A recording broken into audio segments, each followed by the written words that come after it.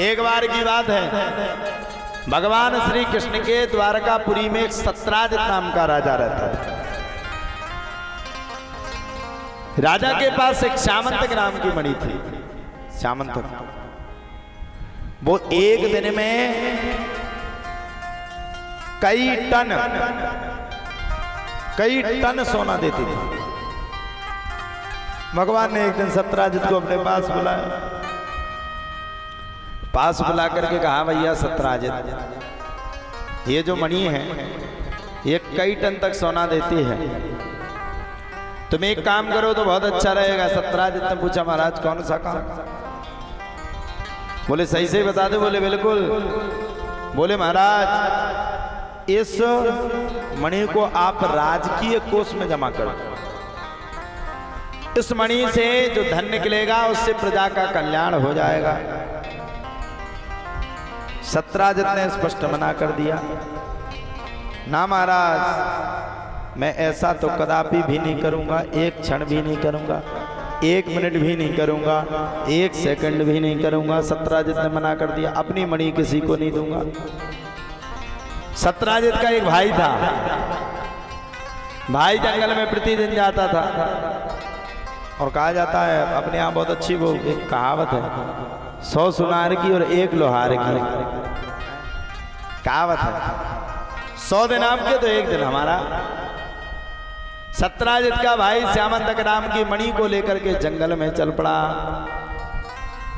और मणि को जंगल में ले जाकर के सत्राजित का भाई उस दिन शिकार करने लगा। और जैसे ही सत्राजित का भाई शिकार करने लगा,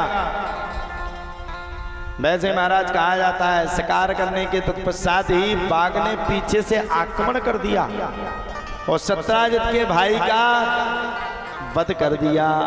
अब युद्ध भूमि में वध हो गया। मणि को लेकर के गया। अभी अभी बात द्वारकाधीश ने की थी। सुखदेव बाबा कहते हैं, राजा परीक्षित, सत्राजित ने संपूर्ण आरोप, जितना भी आरोप होता है वह संपूर्ण आरोप सत्राजित ने किसके ऊपर लगा दिया? बोले वह संपूर्ण आरोप सत्राजित ने, पूरा संपूर्ण आरोप सत्राजित ने भगवान श्री कृष्ण के ऊपर लगा दिया। द्वारकाधीश ने ही मेरे भाई को मरवा डाला और सत्राजित नाम की मणि को भी चुरा लिया है।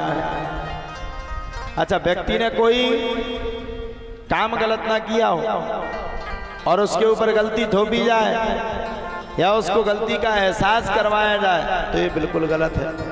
भगवान को भी भयंकर बुरा लगा। भैया हमने ये गलती की नहीं, इस गलती की हमें सजा क्यों मिले? भगवान को इतना बुरा लगा, इतना बुरा लगा, इतना बुरा लगा कि भगवान ने एक सांस में सत्राजित के भाई को खोजने के लिए भगवान स्वयं जंगल के लिए चल पड़े और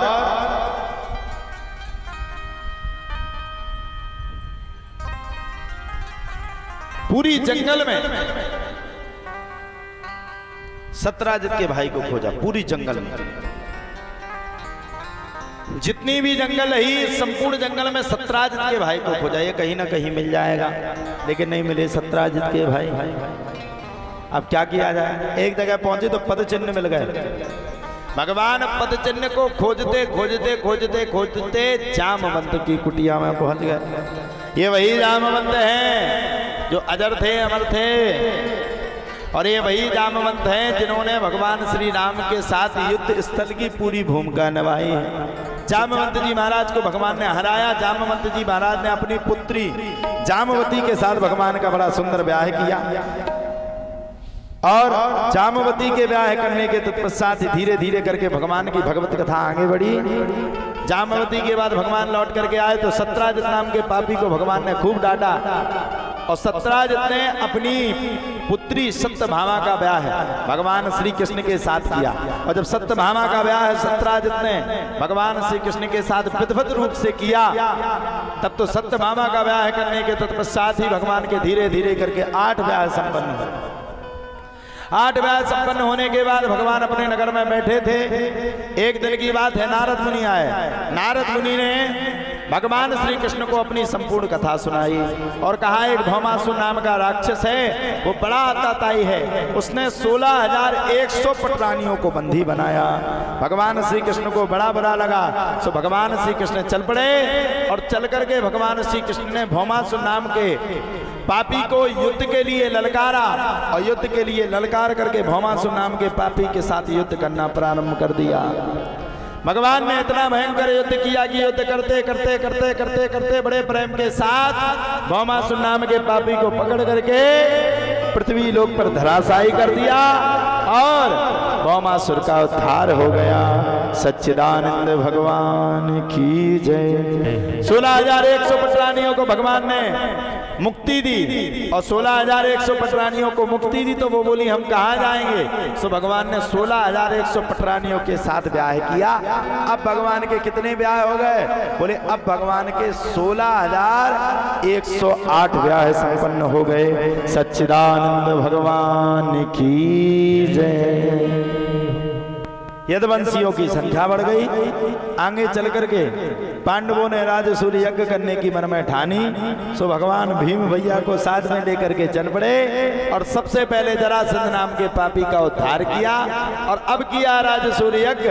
सो उसमें भगवान का परम ध्येय शत्रु आ गया जिसका नाम था शिशुपाल। शिशुपाल ने भगवान को खूब सुनाई, खूब सुनाई, खूब सुनाई, खूब सुनाई, खूब सुनाई और सुनाते सुनाते सुनाते सुनाते जब 100वीं गिनती पूर्ण हो गई, भगवान ने चक्र हाथ में लिया और हाथ में चक्र लेकर के शिशुपाल का वध कर दिया। सच्चिदानंद भगवान की जय हो।